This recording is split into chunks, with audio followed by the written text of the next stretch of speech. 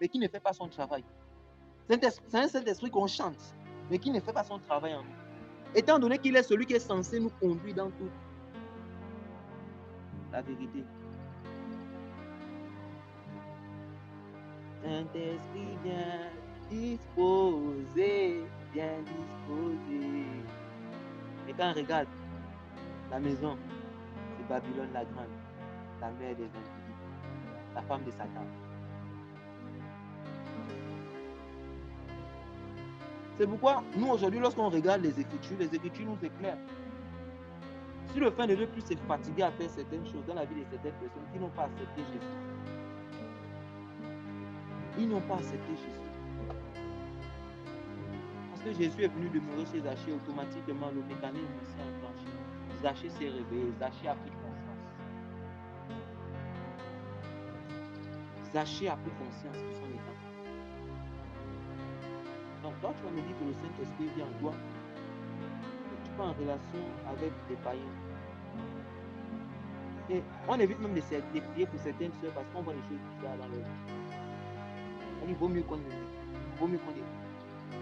Si tu vois le niveau de dégueulasserie que tu peux voir dans la vie de certaines personnes, tu es étonné. Des pourritures. Tu vois les petites filles, moana, tu les vois moana. Mais les usines, les motels de débauche qu'il y a dans leur tête, tu es créé. La seule chose à faire, c'est de s'éloigner. Parce que même le pompier ne peut pas arrêter un incendie provoqué par le pétrole. Quand c'est un puits de pétrole, l'eau ne sera pas suffisante. C'est un puits, c'est une source. Tu vas l'imposer les mains, c'est toi qui sors un peu. C'est une maison de démons.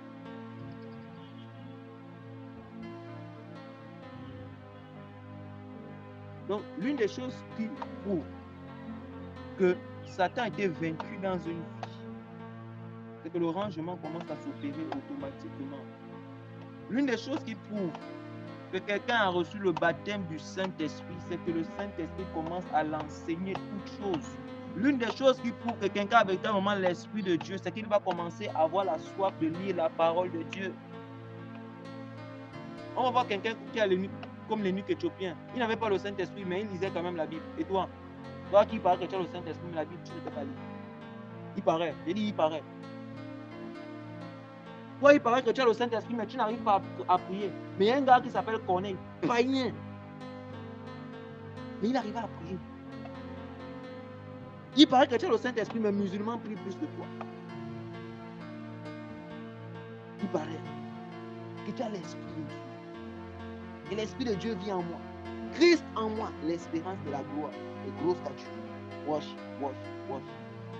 Avec des grosses statues dans notre corps. Les idoles.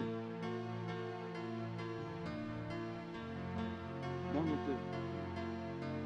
Donc, l'une des choses qui devrait nous interpeller, c'est que pourquoi est-ce que le Seigneur nous appelle à parler de réveil à lui? Parce qu'il y a sommeil. La Bible dit la lumière, lui, dans les ténèbres. Mais même ton camarade de classe, les sœurs évitent même que les frères viennent évangéliser dans leur salle de classe. Parce qu'ils savent ce qu'ils font dans cette salle.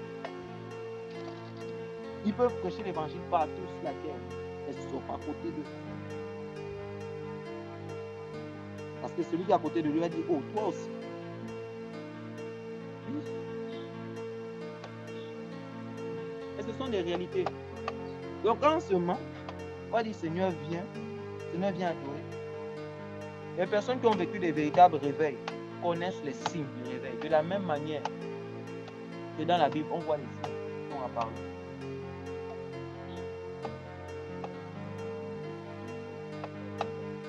On voit les signes. Quand Jésus vit dans ton cœur, on voit les préoccupations.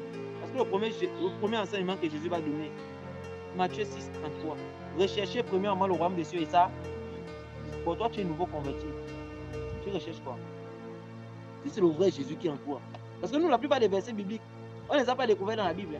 On les a découverts dans nos cœurs. On s'est mis à faire les choses qu'on ne connaissait pas dans la Bible. Et quand on allait voir dans la Bible, oh, je faisais ça. Donc Jésus a enseigné ça. Donc naturellement, l'Esprit de Dieu qui est censé en toi, dans ta vie, est censé t'enseigner cette chose. Jésus va dire, celui qui a reçu l'enseignement du Père, viens à moi. Mais toi, tu as reçu l'enseignement du Père. C'est entre Dieu et moi, intime avec moi.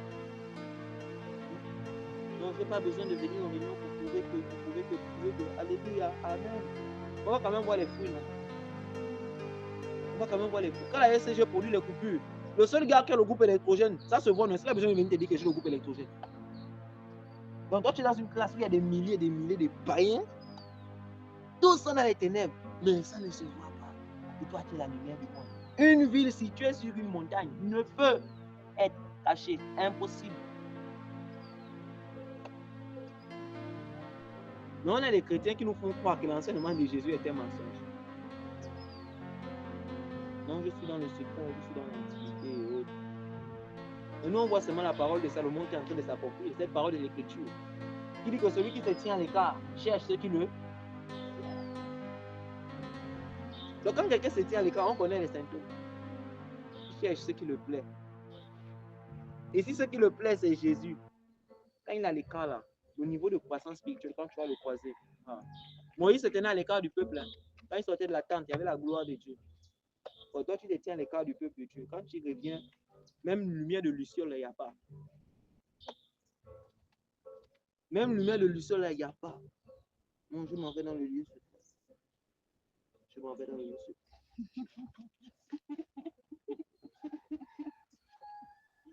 C'est quel lieu secret? Dans le lieu secret, quand Jésus allait même dans le lieu secret, même Jésus, le Fils de Dieu, quand il allait dans le lieu secret, quand il descendait là, on était au courant. On était au courant.